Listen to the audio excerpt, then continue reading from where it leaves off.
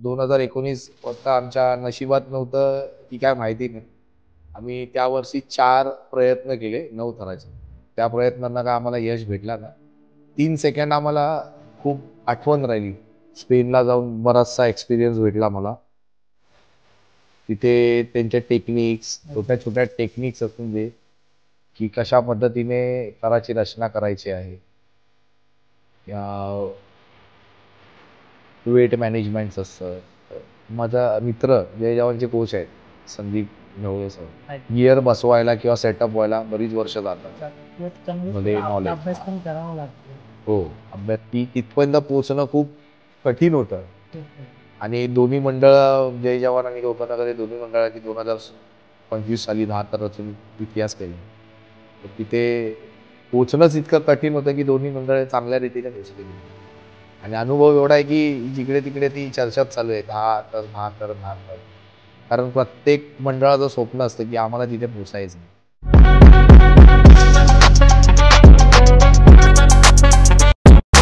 नमस्कार मित्रांनो, मी ऋषिकेश निकम पुन्हा एकदा तुमचं सर्वांचं मनापासून स्वागत करतोय आजच्या ह्या ब्रॉडकास्ट व्हिडिओमध्ये. आज आपल्या समोर आहे कोकणनगर गोविंदा पथक. तर कोकणनगर गोविंदा पथकाने फक्त थर नाही तर विश्वविक्रमी 10 थर रचले आहेत आणि त्या 10 थरामध्ये एक आपली संस्कृती, परंपरा आणि एकता त्या थरामध्ये जतन होते आणि आपल्या जोगेश्वरीचं नाव, आपल्या महाराष्ट्राचं नाव आज जगापलीकडे पोचवलंय. आणि आज आपल्या समोर आहेत कोकणनगर गोविंदा पथकाचे प्रशिक्षक विवेक सुधीर कोचरेकर सर. तर आज आपण ह्यांच्यासोबत थोड्याशा गप्पा गोष्टी करणार आहोत आणि ह्याच्या मागच्या काही गोष्टी जाणून घेणार आहोत. चला तर मग व्हिडिओला सुरू करूया. जाणून घेऊया यांची कथा आणि यांच्या आयुष्यातला अनुभव आणि यांची पुढची वाटचाल. सर्वात अगोदर मी तुमचं अभिनंदन करेन विश्वविक्रमी 10 थर रचल्यामुळे. तर आजच्या व्हिडिओतला सर्वात पहिला प्रश्न की सर्वात अगोदर तुम्ही तुमच्याबद्दल प्रवास किंवा तुमची ओळख एक व्ह्यूअर्सला आपण द्या असं म्हणतो. माझं नाव विवेक सुधीर कोचरेकर आहे. माझा जन्म जोगेश्वरीतलाच आहे आणि मी जोगेश्वरीचा एक रहिवासी पण आहे. माझं शिक्षण 12वी पास आहे आणि मी टाटा मूलभूत संस्थान अनुसंधान संस्थांमध्ये TIFR Tata institute of fundamental research कुलाब्याला इन्स्टिट्यूट आहे, त्याच्यामध्ये मी कार्यरत आहे. तिथे मी सिक्युरिटी आणि फायरचं बघतो आणि गेले मी 25 वर्ष दहीहंडी खेळतोय. ॲज ए प्लेयर खेळलो, मग नंतर प्रशिक्षक बनलो. असा माझा प्रवास आहे आत्तापर्यंतचा. त्यानंतर कोकणनगर गोविंदा पथकाची सुरुवात कशी झाली, कोकणनगर गोविंदा पथकाची स्थापना झाली तेव्हा नक्की प्रेरणा काय होती? प्रेरणा अशी काय नाही. 2012ला मला एक दुखापत झाली होती. तर त्याच्यानंतर मला डॉक्टरने बेड रेस्ट सांगितलं होतं. तर मी त्या वर्षी हंडी तर खेळणारच नव्हतो. तर 2012ला कोकणनगरमध्ये काही लहान लहान पोरं होती, त्यांनी असंच हंडी म्हणून आपल्या एक एरियातलं पथक चालू केलं होतं आणि त्या 2012च्या हंडीनंतर माझं ऑपरेशन झालेलं. तर मी तेव्हा त्यानंतर डॉक्टरने तर कम्प्लीट बेड रेस्ट सांगितला होता मला. मग नंतर तेच पोरं बोलायला लागली की जर तू हंडी खेळत नशील तर तू आम्ही पथक चालू केलं आहे तर इथे आम्हाला शिकवायला राहा. मग 2013ला प्रॉपर कोकणनगर गोविंदा पथक रजिस्ट्रेशन वगैरे करून डॉक्युमेंटेशन वगैरे करून 2013पासून कोकणनगर गोविंदा पथकाची स्थापना झाली. 2013ला जेव्हा कोकणनगर गोविंदा पथकाची स्थापना झाली तेव्हा ॲज अ प्रशिक्षक तुम्ही जेव्हा शिकवत होता तेव्हा तुमचा काय अनुभव होता आणि तेव्हा किती थर लावत होता तुम्ही 2012-13ला? 2013ला आणि 2014ला 7 थर लावले पहिल्यांदा. अच्छा. 2013 आणि 14ला. तेव्हा मुलांची संख्या किती होती एक अंदाज? एक 70 ते 80 खेळाडू असतील संघामध्ये. ती सुरुवात होती आमची तेव्हा. त्यानंतर 2014-2015 मध्ये कोकणनगर गोविंदा पथक चालू झालं, उभं झालं. मग तेव्हा तुम्हाला कोणत्या गोष्टींचा तो अनुभव काय आहे? तेव्हा मुलांची वाढ झाली, तेव्हा किती थर लावत होता तो अनुभव 2014 आणि 15चा? तर माझ्याकडे अगोदरचा अनुभव होता. मी स्वतः खेळायचो दुसऱ्या मंडळामध्ये आणि थोडं नॉलेज पण होतं. तर 2014ला पण 2013ला 7 लावले, 2014ला पण 7 लावलेले. 8ची तयारी चालू होती, हो. पण ती खेळाडूंची संख्या कमी असल्यामुळे ते 2013-14ला शक्य नाही झालं. 2015ला बरोबर जेवढी खेळाडूंची गरज होती तेवढेच खेळाडू बरोबर आले पथकामध्ये. आणि तब्बल आम्ही काहीतरी 135 खेळाडू होते टोटल. 135 खेळाडूमध्ये आम्ही पहिले 8 थर लावले 2015ला. 2000 दादर फुलबाजारची हंडी, जी मीडियाची हंडी बोलतो आपण, हा. त्या मीडियाच्या हंडीसमोर आम्ही पहिल्यांदा 8 थर लावले. आता जेव्हा पण एखादं गोविंदा पथक छोटं असतं तेव्हा थोड्या आर्थिक प्रॉब्लेम्स किंवा एक स्पॉन्सरशिपला घेऊन काही अडथळे असतात. छोटं गोविंदा पथक असताना तेव्हाच्या वेळी तुम्हाला कधी आले होते का स्पॉन्सरशिप किंवा आर्थिक अडथळे? हा, आर्थिक मदत म्हणजे आर्थिक प्रॉब्लेम्स स्टार्टिंगला खूप होते सुरुवातीला. जसे की छोटं मंडळ आहे म्हणजे कसं की 6-7 लावतायत तर एवढं कोण लक्ष नाही द्यायचे. त्या टायमाला 9-8 लावणारी बरीच मंडळं होती. तर आम्ही असे आपसामध्ये मित्रांमध्ये कोण छोटी मदत करत होतं, कोण काही जेवणाची मदत, कोण पाण्याची मदत, कोण टी शर्ट्सची मदत, असं इकडून तिकडून थोडी स्पॉन्सरशिप जमा करून मंडळ चालत होतं. एक काळ असा पण होता, आम्हाला आठवतं चांगले की 2015 हा. आमच्याकडे नाही स्पॉन्सरशिप होती, नाही काही होती. तर त्या टायमाला मंडळ पण छोटंच होतं, 7च तर खेळत होतं. तर आमच्याकडे का कोण जास्त स्पॉन्सरशिप वगैरे आली नव्हती. तर आमचे जे मॅनेजमेंट टीम असू किंवा अजून कोण सिनियर प्लेयर्स आहेत जे कामाधंद्याला जायचे, तर आम्ही 1000 2-2 हजार रुपये काढून त्या वर्षीचं जेवणाचा खर्च केला होता, ट्रॅव्हलिंग केलं होतं, स्वतःच्या खर्चाने स्वतःच्या खर्चाने विदाऊट स्पॉन्सरशिप केलं होतं. आणि गेल्या वर्षी म्हणजे त्या वर्षी किट पण नाही छापलेले. मग खेळाडू पण इतके समजूतदार होते की तेच बोलले की आम्हाला पण माहिती आहे परिस्थिती खूप वाईट आहे. तर किट त्या लोकांनी गेल्या वर्षीचेच किट घालून आले होते, म्हणजे जे प्रॅक्टिसला वापरत होते तेच किट घातलेले. आणि फक्त जे नवीन खेळाडू जे जॉईन झाले होते त्यांना आम्ही त्या छोट्याशा बजेटमधनं फक्त एक 50 जणांना आम्ही किट त्या टायमाला छापले होते. स्वखर्चाने सगळं केलं होतं. तर अशा परिस्थिती पण येतात. त्या परिस्थितींना पण बरीच मंडळं गेली असतील आणि जात देखील असतील. पण एक आहे की स्ट्रगल सोडू नका, मेहनत करा, यश नक्की भेटणार. जसा 2015चा कालावधी निघून गेला त्यानंतर 2016 मध्ये सर्व गोविंदा प्रेमींना एक धक्कादायक न्यूज भेटली पेपरामध्ये. ती म्हणजे की गव्हर्नमेंटने एक दहीहंडीवरती निर्बंध आणले की 20 फुटावरती दहीहंडी लावायची नाही. तर तेव्हा कोकण नगर गोविंदा पथकाकडून काय प्रतिक्रिया होती किंवा तेव्हाचा काही अनुभव 2016चा? 2016चा अनुभव असा आहे की 2016 साली एक त्या टायमाला रेडबुलचं कॉम्पिटिशन चालायचं. हो. त्या टायमाला खूप फेमस होतं हो. Red Bull competition. 5 थराचं कॉम्पिटिशन असायचं. हो. त्या कॉम्पिटिशनमध्ये आपल्या जोगेश्वरीला अरविंद शाळा आहे, त्या शाळेमध्ये सिलेक्शनचे ट्रायल झाले होते. हो. आणि त्या टायमाला आपण दुसऱ्या क्रमांकावर होतो सिलेक्शनच्या ट्रायलमध्ये. म्हणजे कमी वेळामध्ये ओके 5 थर रचणे. आपण सिलेक्ट झालो होतो. पण त्या सिलेक्शनच्या नंतर गव्हर्नमेंटने अचानक मध्येच रूल काढला की 20 फुटाच्या वरती हंडी खेळायची नाही, 20 फुटाचे बंदी घातलेली. तर जोगेश्वरीमधले एक मोर्चा निघाला होता. त्या मोर्चामध्ये मी पण म्हणजे सहभाग घेतला होता आणि पुढाकार पण घेतला होता थोडाफार.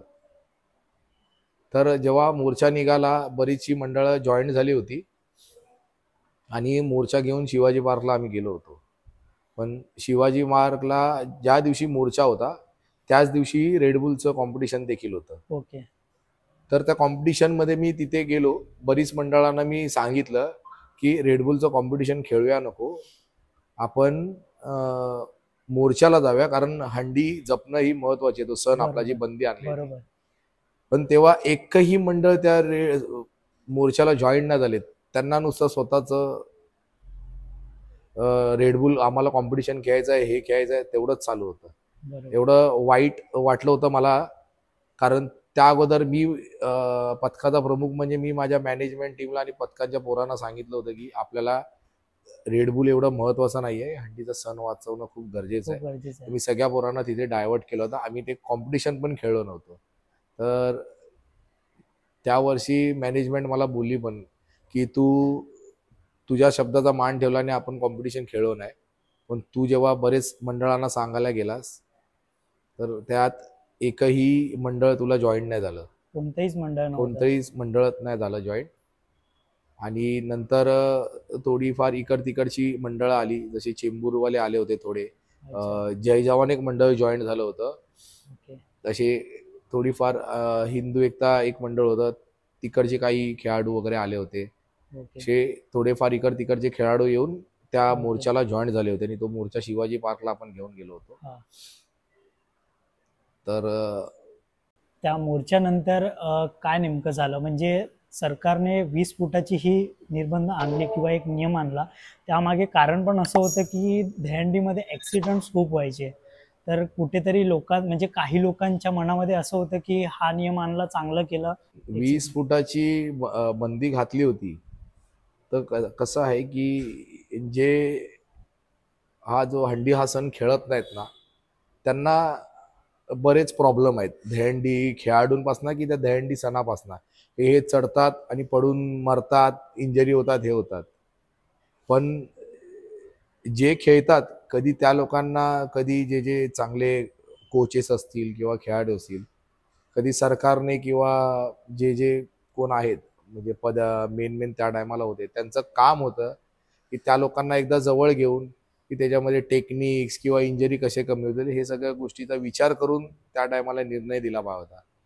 पण तो सगळ्यांनी निर्णय ॲक्सेप्ट केला की ठीक आहे, त्या वर्षी हंडी कोण खेळलेच नाहीत. हो, अगदी. हा. जसं की आपण फोटो पण मी दाखवीनच स्क्रीनवरती. हो. त्या दिवशी नेमके 4 ते 5 थरच माझ्या मते 20 फूट पाच म्हणजे पाच थरच लावत होते प्रत्येक पथकं जी होती ती, कारण तो आपला सण जपणं गरजेचं होता म्हणून. 16 मध्ये जेव्हा बंदी पण घातली होती, तेव्हा हा आपलं कोकण नगर गोविंदा पथक दादर फुल बाजारची हंडी फोडायला गेलं होतं. तर तिथे मीडिया टीम, पोलीस वगैरे सिक्युरिटी खूप होती. तर त्या टायमाला कोकण नगर गोविंदा पथकाने असे निषेध करत गव्हर्नमेंटचा हो. झोपून 9 थर लावले होते असेच तो पोरांनी. अगदी खूप हा. फेमस आणि झाला होता तो तो खूप फोटो. फेमस झालेला तो खूप. फोटो, की कोकण नगर गोविंदा पथकाने निषेध करून झोपून 9 थर लावलेत करून. मी तर बोलीन आमचे 9 थर 2016ला लागले असतील मस्करी मस्करीमध्ये. पण तेव्हा एक मेसेज पण होता, तो म्हणायचा हो. की एक अंमलबजावणी म्हणू शकतो की आम्ही 9 लावणारच आहोत. आणि निषेध करत ती हंडी शिडी अशी उभी केली आणि शिडीवर चढून 3 पथकाचे 3 खेळाडू उडून ती दादरची हंडी फोडली गेली होती. आणि बाकी मंडळांनी कोणी कोणी प्रयत्न केले की सरकारच्या किंवा निर्णयाच्या विरोध करायचा आणि बरेचसे घडामोडी झाल्या होत्या. मग ते ज्याला जसं जमलं तो आपला सण टिकवायसाठी प्रयत्न करत प्रयत्न होता. करत होता. बरोबर. तर बरं वाटलं त्या टायमाला. ठीक आहे, 1 वर्ष बंद्यातली, पण त्याच्यानंतर मग काहीतरी पुढाकार घेऊन काही मंडळांनी समिती वगैरे बनवून एक कोर्टामध्ये लढाई करून तो नियम कुठेतरी आणून मोडला आणि परत आपला सण 2017 पासून प्रॉपर चालू झाला. 2016 नंतर आम्ही 2017 मध्ये आलो. 2016 मध्ये पण आमची चांगली तयारी झाली होती 8 थराची. आणि 2017 मध्ये पण आम्ही खूप चांगल्या पद्धतीने तयारी केली होती. आम्ही पहिल्यांदा जागेवर 8 थर उतरवले होते 2017 मध्ये. 17 मध्ये. हो. आणि त्या वर्षी बंदी नसल्यामुळे आम्ही चांगल्या ठिकाणी 2 ठिकाणी 8 थर रचून आमचं वर्ष चांगलं गेलं होतं ते. आणि त्याच्यानंतर आम्ही 2018 मध्ये आलो. 2018 मध्ये आम्ही खूप चांगल्या पद्धतीने आम्ही सराव केला होता, सराव चालू होता. आणि 2018 साली संस्कृती दहीहंडी त्याच्यामध्ये पहिल्यांदा प्रो गोविंदा सीझन चालू झाला होता, जो मातीवर चालू झाला होता 2018 मध्ये. 18 मध्ये. त्याचे ग्राउंड्सवर सिलेक्शन ट्रायल्स वगैरे घेतले होते. नाही, ग्राउंडवर सिलेक्शन ट्रायल्स घेतले नव्हते. ॲक्च्युली जे 2017 मध्ये ज्या मंडळांचे चांगले चांगले परफॉर्मन्सेस होते हा त्या बेसवर त्या लोकांनी मंडळ सिलेक्ट केली होती आणि त्या 15 जणांच्या सिलेक्शन मध्ये कोकण नगर म्हणजे आमचं मंडळ देखील सिलेक्ट झालं होतं आणि 2018 मध्ये आम्ही पहिल्यांदा त्या प्रो गोविंदामध्ये भाग घेतला आणि आम्ही त्यामध्ये 3रा क्रमांक पटकावला होता प्रो गोविंदामध्ये गोविंदा 2018 मध्ये 18 मध्ये. सेम. आणि 2018 मध्ये आमची 8 थराची इतकी चांगली तयारी झालेली की आम्ही बरेच ठिकाणी 8 थर राहून उतरवले होते आणि पहिल्यांदा जो 9चा प्रयत्न आम्ही केला होता 2018ला केला होता मनसे नवपाडा. नौपाडा. हा MNS ची हंडी आहे अविनाश दादाजी, त्या हंडीखाली 2018ला पहिल्यांदा प्रयत्न केला होता 9 थराचा. एकच प्रयत्न केला होता, तो सक्सेस नाही झाला तर आम्ही तिकडेच थांबलो आणि पुढं कंटिन्यू करत गेलो आम्ही. 2019 मध्ये आलो. 2019 मध्ये खेळाडूंची संख्या वाढत गेली. सराव खूप चांगल्या पद्धतीने झाला होता आमचा. मैदानात आम्ही पहिल्यांदा 2 एक्क्याचे 8 उतरवले होते 2019च्या प्रॅक्टिसमध्ये. ओके. हा, जी 9च्या तयारीचे 2 एक्क्याचे 8 उतरवले होते आम्ही ओके. चांगले. पण 2019 वाटतं आमच्या नशिबात नव्हतं की काय माहिती नाही, आम्ही त्या वर्षी 4 प्रयत्न केले 9 थराचे. 4 प्रयत्न हो, 4 प्रयत्न केले होते 9 थर रचण्यासाठी. एकाच जागी आणि की थांबून थांबून केला होता ट्राय? सकाळी 2 प्रयत्न केले होते, संध्याकाळी 2 प्रयत्न केले होते अच्छा. आणि त्या प्रयत्नांना काय आम्हाला यश भेटला नाही. 3 सेकंड आम्हाला खूप आठवण राहिली की 8वा उठला आणि तो उठला आणि वरचा उठवायच्या अगोदर आमचे थड कोसळले. ते अशी 2019 हे झालं आणि 2019 नंतर कोरोना 2 वर्ष कोरोना आली. तर जे 3 सेकंड जे आम्हाला खटकले होते 2019ला, त्या 3 सेकंडसाठी आम्हाला 3 वर्ष वर्ष वाट झाली. बघायला लागली 2022 पर्यंत बरोबर. त्या कोरोना काळामध्ये. पण तिथे येण्याच्या आधी जे 2020 आणि 2021 ज्या टायमाला कोरोना आला होता, सगळे कडे खूप Lockdowns वगैरे लॉकडाऊन होते. होतं, कोणाला घरातून बाहेर पडण्याची परमिशन नव्हती. बरोबर. 2 वर्ष आम्ही हंडी खेळू शकलो नव्हतो. कारण की अवॉइड होतं तेव्हा. हा, गव्हर्नमेंटने सरळ सरळ बंदी घातली होती, 144 धारा लावली होती. जर ग्रुपमध्ये दिसले की लगेच ग्रुपमध्ये कारवाई जमा करायची. नाही होऊ शकत. बरोबर. तर असे बरेचशा गोष्टी झाल्या होत्या. पण हा आपला सण आहे, ही संस्कृती आहे आणि ती नुसते थर रचून जपायची, आम्ही त्याच उद्देशाने खेळायचो नाही. पण आम्ही जर 2 वर्ष आम्हाला ती खेळायला नाही भेटली, पण आम्ही ती वेगळ्या स्वरूपात दहीहंडी साजरी केली. की जसे करून कोरोनामध्ये काय झालेलं, अनेक जण घरी बसले होते, नोकऱ्या गमावल्या होत्या, बरोबर. कोणाकोणाला 2 टाइम जेवायला भेटत नव्हतं, बरेचसे प्रॉब्लेम चालू बरेचसे होते. प्रॉब्लेम चालू होते. तर आमच्या मंडळाने तब्बल 150 घरं घेतली होती, हे 150 फॅमिलीज घेतल्या होत्या अच्छा.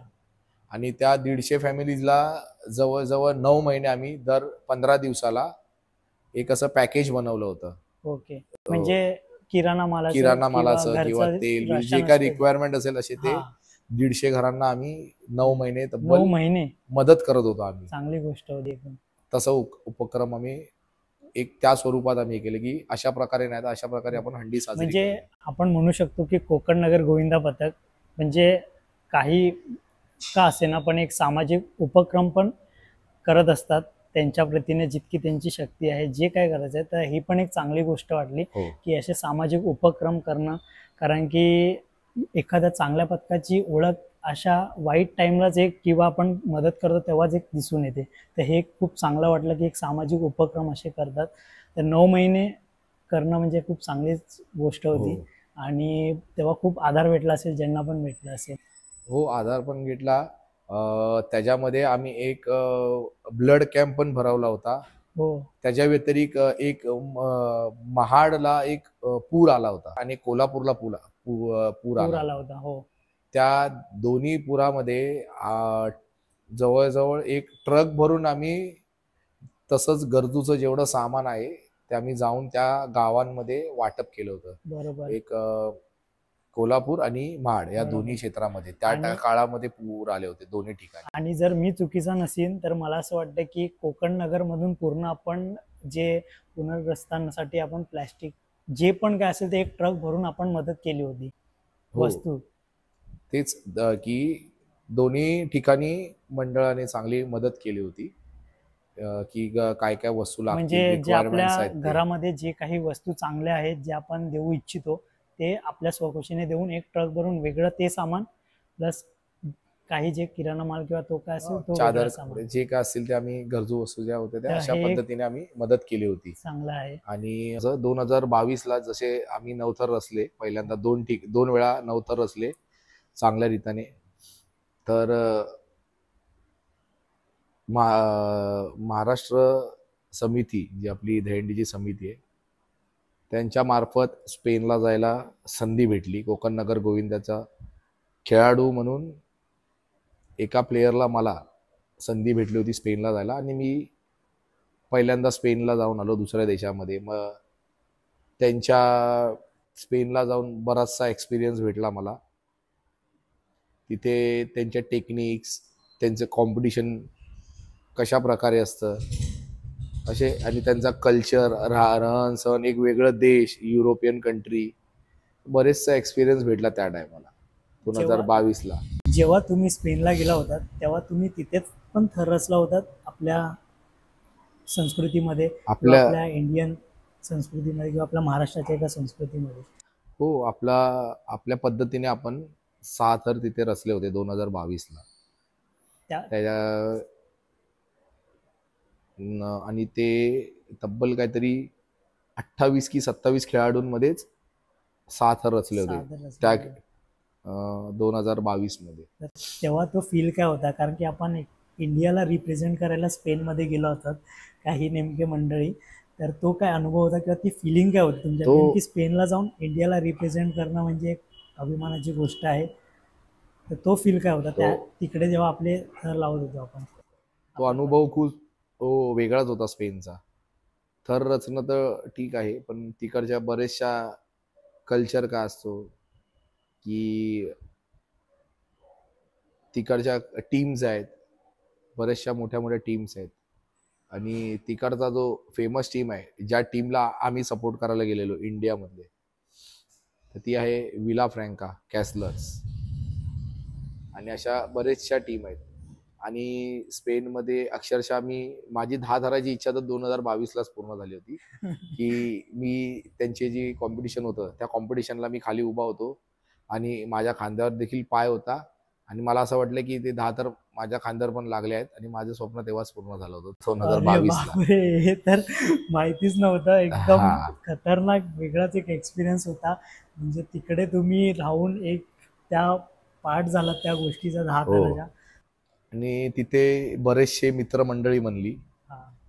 जसे टोनी आहे, त्यांची मिसेस आहे ॲना आहे, मिकेल आहे, फेलिक्स आहेत, असे बरेचसे त्या विला फ्रँका क्लबमधले मित्रमंडळी बनली. परत आपल्या मुंबईतले, महाराष्ट्रातले जे स्पेनला गेले होते वेगवेगळ्या पथकातले खेळाडू, तर असे नवीन नवीन खूप मित्र भेटले आणि चांगला अनुभव होता. खूप मजा मस्ती पण केली आम्ही. तर त्या आठवणी खूप आहेत आणि त्याच आठवणी अजून खूप मनात भरलेल्या आहेत आणि खूप जणांचे म्हणजे एकदम वेगळीच मेमरीज फिलिंग आहे आहे. कधी आठवलं की जरा इमोशन्स वगैरे बाहेर पडतात. आणि एक मेमरीज आहे. मेमरीज खूप बनल्या गेल्या त्या टायमाला. बरोबर. त्याच्यानंतर काय आपला परतीचा प्रवास झाला 2023 आला. 2023ला पण आम्ही 2 वेळा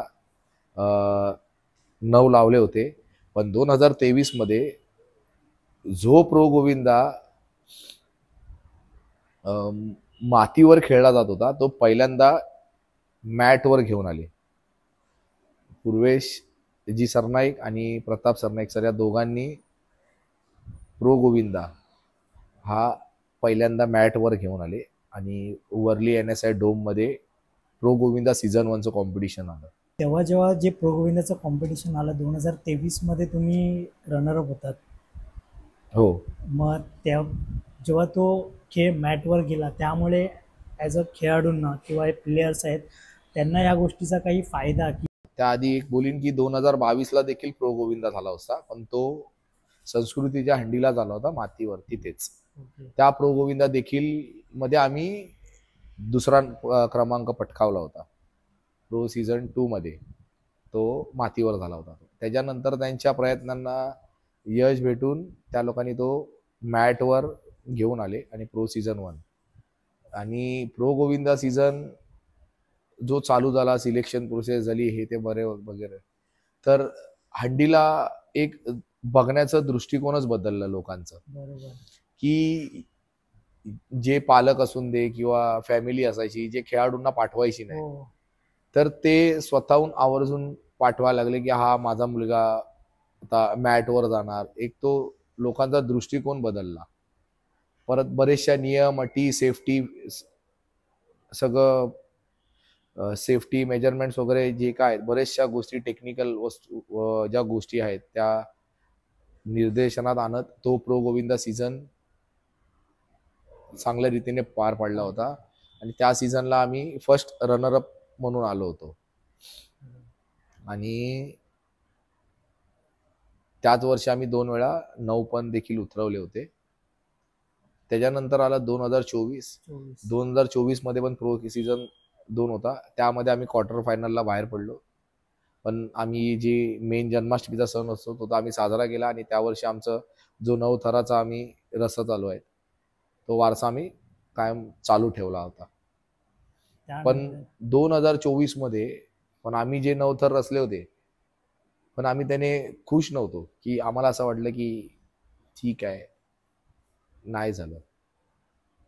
आणि त्यात गंमत म्हणून अशी होती, की 2024ला आम्ही पहिल्यांदा 10 थराचा सराव चालू केला होता. 2024 24ला त्या सरावामध्ये आमची तयारी खूप चांगली चालू होती आणि आम्ही चांगल्याच रीतीने 10ची तयारी पण केली होती. पण कुठेतरी खेळाडूंचा विचार करून आणि ॲज ए कोच किंवा जे सपोर्टिव्ह मेंबर्स आहेत, जे माझ्याबरोबर काही डिसिजन मेकर्स असतात, तर आमच्यामध्ये डिस्कशन झालं की 10ची तयारी झाली तर आहे, पण ती कुठेतरी थोडीशी राहिली गेलेली आहे. तर सगळ्या खेळाडूंचा विचार केला की उगाच इंजरीज नको म्हणून 1 वर्ष आपण वाट बघूया आणि आम्ही 2024ला मग 10ची ट्राय कुठे खेळलो नाही. आम्ही 9 खेळूनच आम्ही म्हणजे कुठेतरी ॲज अ प्रशिक्षक म्हणून तुमच्यावर पण काहीतरी मुलांची जिम्मेदारी असते तर त्या गोष्टीला घेऊन कुठेतरी तो एक निर्णय पुढे ढकलला. हो. त्यानंतर ह्या वर्षी 2025 2025 आला तर मला तर दरवर्षी हंडीचा उत्सुकता असते. मी तर तयार असतो. मी माझ्यासारखे असे अनेक खेळाडू असतील जे हंडीची वाटच बघत असतात की कधी हंडी येते. वर्षभर माझ्यासाठी तर वर्षभर खेळायचं तरी मी वर्षभर वेळ काढून हंडी खेळायला तयार आहे. असे अनेक खेळाडू आहेत.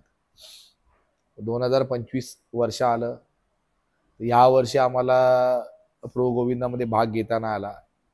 काहीतरी नियम अटी होत्या त्याच्यामध्ये आम्ही भाग घेऊ नाही शकलो. पण त्याचा विचार आम्ही सोडून आम्ही आमच्या तयारीला लागलो. हळूहळू प्रॅक्टिस चांगल्या पद्धतीने चालू झाली. आम्ही पहिल्यांदा जाग्यावर 9 थर उतरवले ह्या ह्या वर्षी 2025च्या प्रॅक्टिसला आणि उतरवले ते असे उतरवले की आम्ही दररोज कंटिन्यू उतरवायला लागलो.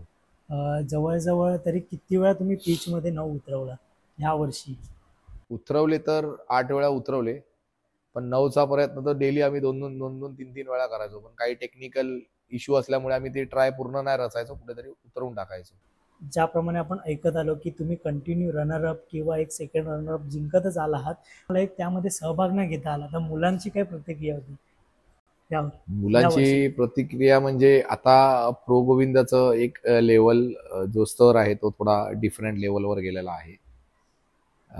तर कॉम्पिटिशन्स पण खूप टफ झालं ह्या वर्षीचं. बरोबर. हे चांगलं झालं. आम्हाला पण कुठेतरी वाटलं की आहे त्याच्यामध्ये सहभाग नाही. आम्हाला पण थोडंसं दुःख झालं होतं. पण शेवटी काय ठीक आहे, ते आम्ही कुठेतरी मनामध्ये ठेवून आम्ही पुढे चालत गेलो. त्याच पण आम्ही गोष्टी बोललो की प्रो गोविंदा नाही भेटत ना, ठीक आहे आपला सण तर आहे, हो. शेवटचा दिवस आहे आमच्याकडे, तेव्हा बघू काहीतरी. आणि डोक्यात एक ध्येय घेऊन आम्ही चाललो होतो, जो 2024ला कुठेतरी आमचा अपूर्ण राहिला होता, तयारी. मग आम्ही त्याच्याच मागे लागलो होतो आणि इतकी चांगल्या पद्धतीने आमचा सराव झाला होता की 2025 मध्ये आम्ही 10 तर रचून विश्वविक्रम केला आम्ही. अगदी बरोबर मित्रांनो. विश्वविक्रमी 10 तर 2025 मध्ये रचले गेले. जर तुम्ही गुगल कराल ना दहीहंडी वर्ल्ड रेकॉर्ड, तर कोकण नगर गोविंदा पथकाचं नाव येतं. तर विश्वविक्रमी 10 तर हे कोकण नगर गोविंदा पथकाचे आहेत असं म्हणण्यात काही हरकत नाही. सर, जसं आता सुरुवातीला तुम्ही 5-6 थर लावत होतात, हळूहळू 7, हळूहळू 8, 9, 10 पर्यंत आलात. तर ॲज अ प्रशिक्षक म्हणून काही रचना रचाव्या असतात, म्हणजे जसं की 5 थराला काही वेगळी रचना असते, 6 थराला वेगळी रचना, कुठचा मुलगा कुठे राहणार, तर त्याचा अभ्यास तुम्ही कसा केलात? दहीहंडी तर मी गेले 25 वर्ष खेळतोय. ॲज अ प्लेयर पण खेळलो आणि ॲज अ कोच 13 वर्ष झाली, खेळलो 12 वर्ष. तर तो अनुभव माझ्याकडे खूप होता. छोट्या छोट्या टेक्निक्स असून दे, की कशा पद्धतीने थराची रचना करायची आहे, वेट मॅनेजमेंट असतं, हाईट मॅनेजमेंट असतं, बरोबर. गिअर कसे बसावे, सराव कशा पद्धतीने झाला पाहिजे, अशा छोट्या छोट्या गोष्टींचे खूप एक्सपिरियन्स किंवा नॉलेज बोलावं तर तो खूप बरोबर. असणं गरजेचं आहे. आणि 5, 6, 7, 8 जसे जसे थराची संख्या वाढत गेली आणि हे सगळं शक्य झालं की मुलांची संख्या वाढत गेली तरच ते थराची संख्या वाढत जाणार आहे. बरोबर. कारण मुलांची खेळाडूंची संख्या ही खूप महत्त्वाची असते, किती जे थर आपल्याला रचायचे आणि किती रचू शकतो ह्यामध्ये. त्यामध्ये 10 थराचा जो प्रवास होता, त्या 10 थराच्या प्रवासमध्ये जी पहिली पायरी चढायची होती, म्हणजे त्याच्या अगोदरची पायरी जे 9 थर, तर 9 थराचा श्रेय मी माझा मित्र जय जवानचे कोच आहेत संदीप ढवळे सर. अच्छा. तर 2018ला आम्ही गिअर बसवला होता, पण तो थोडा प्रॉपर होत नव्हता. अच्छा. तर रात्री 2:30 वाजता मी कॉल केला होता त्यांना की भाई माझा गिअर बसत नाहीये, मला थोडासा गिअर दाखव करून. रात्री 2:30 वाजता आम्ही त्यांच्या जवळजवळ 25-30 खेळाडू घेऊन त्यांच्या मैदानात गेलो होतो. त्याने मला तो बेस दाखवला होता की कसं काय बसवतात वगैरे. बरोबर. आणि त्या बेसवर प्रॅक्टिस करून 2018ला आम्ही सक्सेस नाही भेटला. ठीक आहे, 2019ला पण आम्हाला सक्सेस नाही भेटला. अशी बरेच 4-5 वर्ष घेतली. तर ह्याचा अर्थ असा पण होतो की एखादे गिअर बसवायला किंवा सेटअप व्हायला बरीच वर्ष जातात. किंवा त्याच्यामध्ये थोडा भले आपला नॉलेज, अभ्यास हा पण करावा लागतो. हो, अभ्यास पण करावा लागतो की पण 2022ला नक्की आम्ही त्याच्यामध्ये सक्सेस झालो होतो. पण जर बोलतो ना की पहिली पायरी जी शेवटच्या पायरीच्या अगोदरची जी पायरी असते ती चढायला त्यांनी मदत केली होती आणि त्याची आम्ही कोकण नगर गोविंदा पथकातर्फे म्हणजे खूप आभार आहो. म्हणजे त्यांचं धन्यवाद केलं पाहिजे हा. तर की तेव्हा त्यांनी ती आम्हाला हेल्प केली होती आता आणि ते मी तर कधी विसरू शकत नाही. आणि ठीक आहे, तो पार्ट एक. आता 2025ला जे आम्ही 10 तर 10 तर रचले, मग त्याच्यामध्ये देखील बरेच अभ्यास करावा लागला. खूप बरोबर. म्हणजे खूप अभ्यास करावा लागला. बरोबर. तो जो त्यानंतर काय 25 वर्षाचा जो एक्सपिरियन्स होता, हा. 25-24 वर्षाचा एक्सपिरियन्स, तो सगळा एक्सपिरियन्स त्याच्यामध्ये टाकावा लागला. बरोबर. आणि जसं तुम्हाला काही गोष्टी तुम्ही पूर्ण करून तरी थोडंसं शिकलात, तसंच तुमच्याकडून कोणतं गोविंदा पथक किंवा तुम्ही कोणाला मदत केली आहात बरीच आतापर्यंत? मंडळं गेली 3-4-5 वर्ष येतात आहे. आम्हाला 7 तर लावायचे आहेत, आम्हाला 6 लावायचे आहेत, आम्हाला 8 मग लावायचे आहेत. त्यांना देखील तुम्ही मदत करता? हा, मदत आपला सण आहे. बरोबर. सगळ्यांनाच कुठून ना कुठून शिकायचं आहे. असं नाही की कोण डायरेक्ट शिकून येत. बरोबर. कोण बघून शिकतं, कोण युट्यूबवर व्हिडिओ बघून शिकतं, बरोबर. कोण कोणाकडनं जाऊन हेल्प घेऊन शिकतं. बरोबर. बरेचसे त्याच्यामध्ये शिकण्याचे माध्यम आहेत. जो जसा शिकेल तसा शिकेल. आणि प्रॅक्टिस करताना ॲज अ कोच म्हणून तुम्ही कोणत्या गोष्टीकडे जास्त लक्ष देतात? कारण की हे आपल्या प्रेक्षकांना जर तुम्ही सांगितलात तर त्यांना थोड्या गोष्टीचा फायदा होईल किंवा त्यांना काहीतरी शिकायला भेटेल. सगळ्यात महत्त्वाचं असं आहे की आम्ही जेव्हा स्पेनला गेलो होतो ना, तर स्पेनला ती लोक 10 लावून उतरवतात 10 आणि अजून आपले 10 लागले नव्हते. ह्या वर्षी 2 मंडळांनी लावले, कोकण नगर आणि जय जवान. या जय दोन्ही जवान. मंडळांनी 10 थर लावून विश्वविक्रमाची बरोबरी केली. विश्वविक्रम तोच आहे आणि त्यांची आम्ही बरोबरी केली यावी 10 थराची. बरोबर. तर त्यांच्यामध्ये कसं आहे की ते वर्षभर प्रॅक्टिस करतात. फक्त त्यांचा डिसेंबर ते मला वाटतं जानेवारी फेब्रुवारी पर्यंत 2-3 महिने प्रॅक्टिस बंद असते. अच्छा. बाकी ती लोक वर्षभर प्रॅक्टिस करतात. आणि वर्षभरामध्ये असं आहे की प्रत्येक खेळाडू 10 तास देतो. 2 तास डेलीचे, अशा आठवड्यातले 10 तास देतो तो प्रॅक्टिसला, प्रत्येक खेळाडू. आपल्या इकडे भारतामध्ये आपण सण साजरा करतो, तो बरोबर. स्पोर्ट्स म्हणून नाही खेळत. ते तिथे लोक खेळ स्पोर्ट्स आहे. म्हणून खेळतात. अच्छा. आपण तो सण साजरा करतो आणि तो जो सण साजरा करतो त्याच्या 1-2-3 महिन्याचा आपला सराव चालू असतो. आपल्याकडे बरेचसे गोष्टी येतात त्याच्यामध्ये. नोकऱ्या आहेत, धंदे आहेत, फॅमिली बघायचं आहे, कॉलेज, शिक्षण, व्यवसाय, ह्या सगळ्या गोष्टीतून वेळ काढून एक खेळाडू मैदानात उतरतो प्रॅक्टिस करायला भारतामध्ये. तर हा राहिला आपला सण साजरा करतो तो भाग. दुसरं तुम्ही जसं मला विचारलात की काय सांगता येईल की टेक्निक्स किंवा प्रॅक्टिस कशी कोणत्या गोष्टीकडे जास्त जास्त लक्ष फोकस करावा. करावा? आता हा खेळ असा आहे की ह्याच्यामध्ये इंजरीज होणं ची पॉसिबिलिटीज खूप आहेत. खूप आहेत. हो.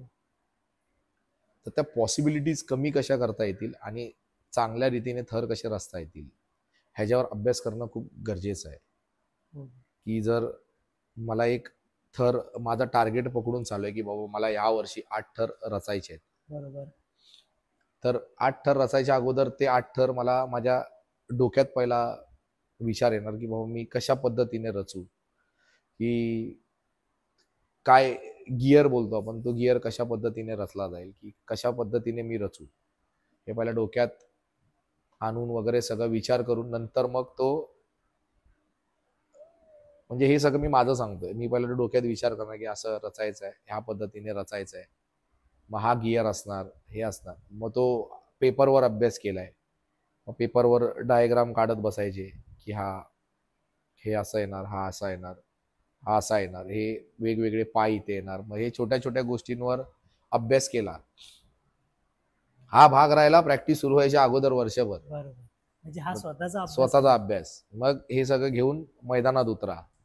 मग मैदानात तोच अभ्यास केलेला होणार नाही परफेक्ट. मग ते हळूहळू हळूहळू काय त्याच्यामध्ये सुधारणा करता येतील, कसे गिअर बनवणार, कसे हे करणार, ते आहे.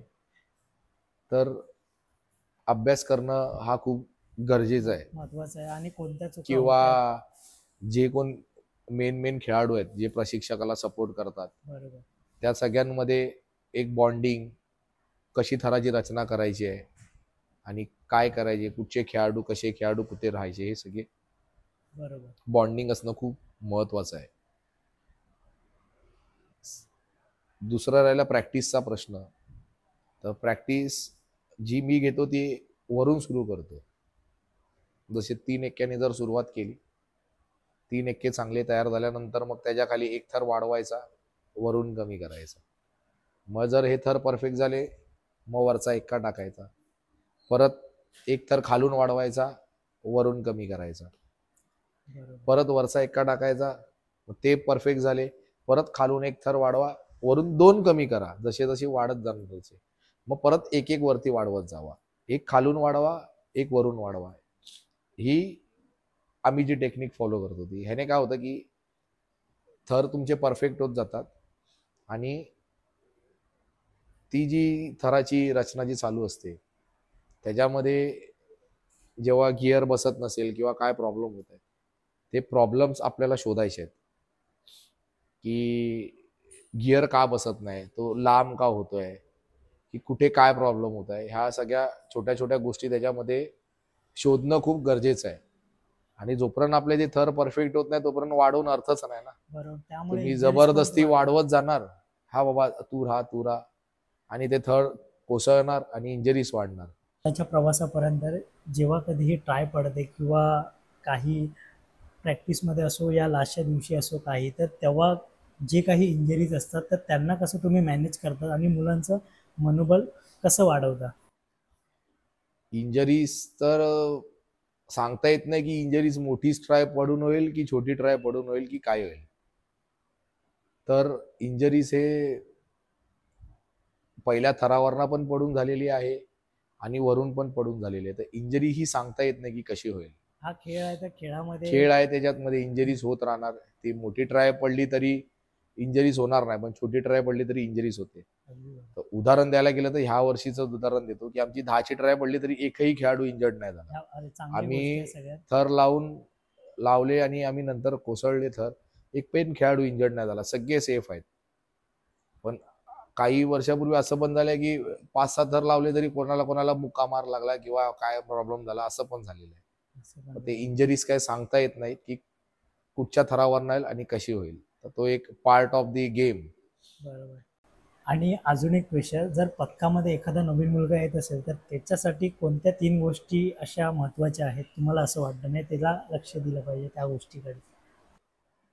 आता नवीन खेळाडू आला त्याच्यामध्ये असे महत्वाच्या अशा गोष्टी काय नाही, पण हा सण असा आहे की तो खेळायसाठी आपल्याला फिजिकली फिट पाहिजे, मेंटली स्ट्रॉंग पाहिजे. असे 2-3 पॉईंट्स आहेत. ते खेळाडूला गरजेचं असणं खूप गरजेचं आहे. अरे फिटनेस खूप महत्वाचा आहे.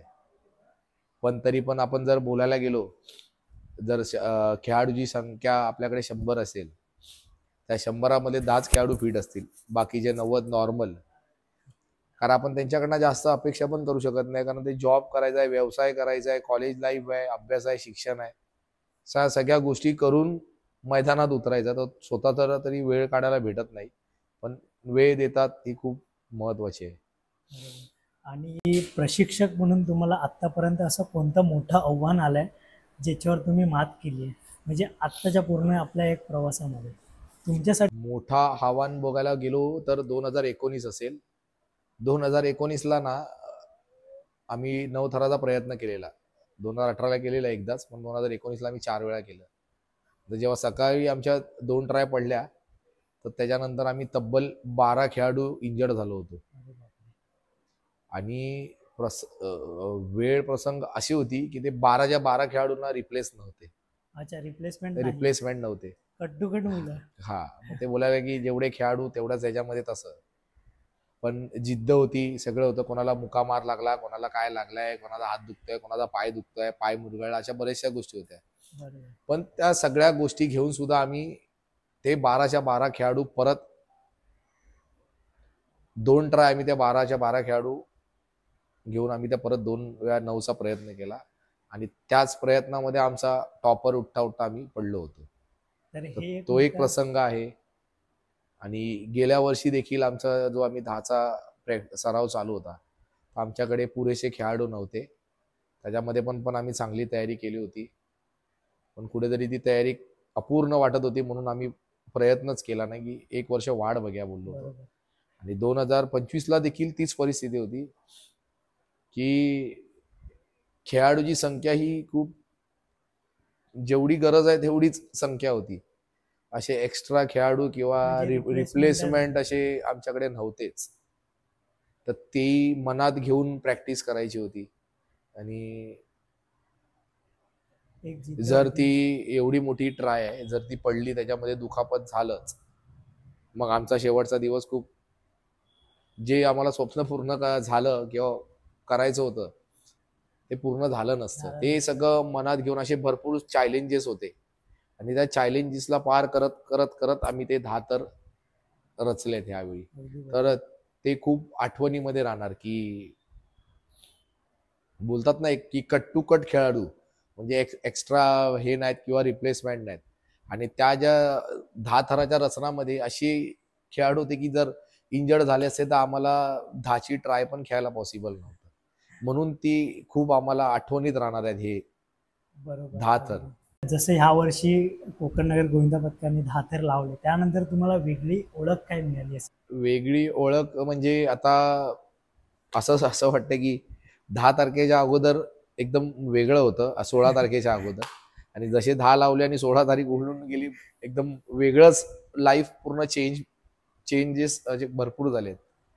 की एक वर्ल्ड रेकॉर्ड झाला आमच्याकडनं की 10 तर रचले. बरोबर. तर जिथे जिकडे कसं हे खूप मोठी गोष्ट आहे ही, बरोबर. की तिथपर्यंत पोहोचणं खूप कठीण होतं. खूप कठीण. आणि दोन्ही मंडळ, जय जवान आणि गोपाळनगर, हे दोन्ही मंडळांनी 2025 साली 10 तर रचून इतिहास केलाय. तर तिथे पोहोचणंच इतकं कठीण होतं की दोन्ही मंडळे चांगल्या रीतीने पोहोचले तिकडे. आणि अनुभव एवढा आहे की जिकडे तिकडे ती चर्चाच चालू आहे, 10 तर 10 तर 10 तर. कारण प्रत्येक मंडळाचं स्वप्न असतं की आम्हाला तिथे पोहोचायचं आहे.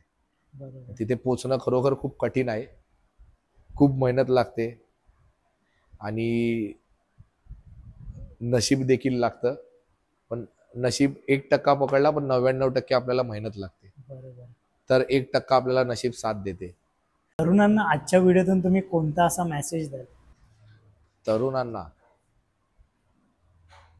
की हा सण आपण जे, मला तरी असं वाटतं की जेवढी गोविंदा पथकं निघतात किंवा जेवढे हा सण साजरा करायला निघतात, दहीहंडीचा सण, गोकुळाष्टमीचा, त्याच्यामध्ये 99% हे सगळे मराठी खेळाडू असतील, महाराष्ट्रीयन. 1% जर आपण बघितलं तर कुठच्या दुसऱ्या हिंदू असतील किंवा असे असतील. तर सगळे जे आपले तरुण पिढी आहे किंवा जे खेळत आहेत, त्यांना एक आहे की आपला हा सण आहे, सणाच्या पद्धतीने साजरा करा. कॉम्पिटिशन्स करून आपसामध्ये भांडण नका करू. एकजूट राहावा. आपण सगळे भावंड आहेत. भले आपण वेगळ्या पथकामध्ये खेळतोय, पण आपण एक मराठी आहोत. मराठी आहेत आणि मित्रच आहेत हा, आपले. आणि मित्र परिवार सगळे एकत्र आहो. तर कॉम्पिटिशन खेळू नका. हा, मनात ठेवा की कॉम्पिटिशन खेळायचे, पण ती बाहेर भांडणं करून किंवा त्या स्वरूपात हे करू नका. हार जीत होत राहते. आज ह्या वर्षी नाही लागले तर पुढच्या वर्षी लागतील. वाट बघा, स्वतःच्या संधीची वाट बघा. आणि जो ध्येय घेऊन आपण उतरलो आहे, त्या ध्येयापर्यंत पोचायचा प्रयत्न करा, मेहनत करा, नक्की यश भेटणार. पुढील वर्षासाठी कोकणनगर गोविंदा पथकाचं काय स्वप्न असेल? स्वप्न तर हेच होतं 10 तराचं. गेली आम्ही 2-3 वर्ष बघत होतो, ते तर पूर्ण झालं आता यावर्षी. पण थर उतरवायचे होते. ठीक आहे, आता पुढच्या वर्षी वाट बघू की थर उतरवायचा प्रयत्न असणार, ते पण स्टेप वाईजच जाऊ. 8, 9, 7 जे काय असेल ते स्टेप वाईजच जाऊ. कारण 10 थर रचणं प्रत्येक वर्षी कंटिन्युअस, हे एक चॅलेंजिंग असणार स्वतःलाच. तर स्वतःसाठी. तिथे तर पोचलो आहे, पण दरवर्षी तिथे आपल्याला लावायचे आहेत किंवा ते कन्सिस्टन्सी ठेवायचे, ते खूप चॅलेंजिंग असणार. बरोबर. तरी पण अंदाजे सरावाचा कालावधी काय असतो आपला? हो. एक 2-2.5 महिने, 3 महिने पकडून चाला. आपण आता कोकणनगर गोविंदा पथकाचा हा जो काही प्रवास बघितला 2013 पासून ते आतापर्यंत, तर ह्यामध्ये कोकणनगर गोविंदा पथकाचा ह्या पूर्ण प्रवासामध्ये एखादा टर्निंग पॉईंट होता का, ज्यामुळे पथकाची दिशा बदलली? टर्निंग पॉइंट असा होता की 2019ला आम्ही 2-3 सेकंडचा आम्हाला किंमत कळाली की नवा उठता उठता आम्ही पडलो होतो. तर 2 वर्ष कोरोनामध्ये गेली होती. 2022ला सगळं नॉर्मल झालं आणि पोरं खूप आतुरतेने वाट बघत होती की आम्हाला कधी परत संधी भेटते आणि आम्ही कधी नवथर लावतो, असं झालं होतं.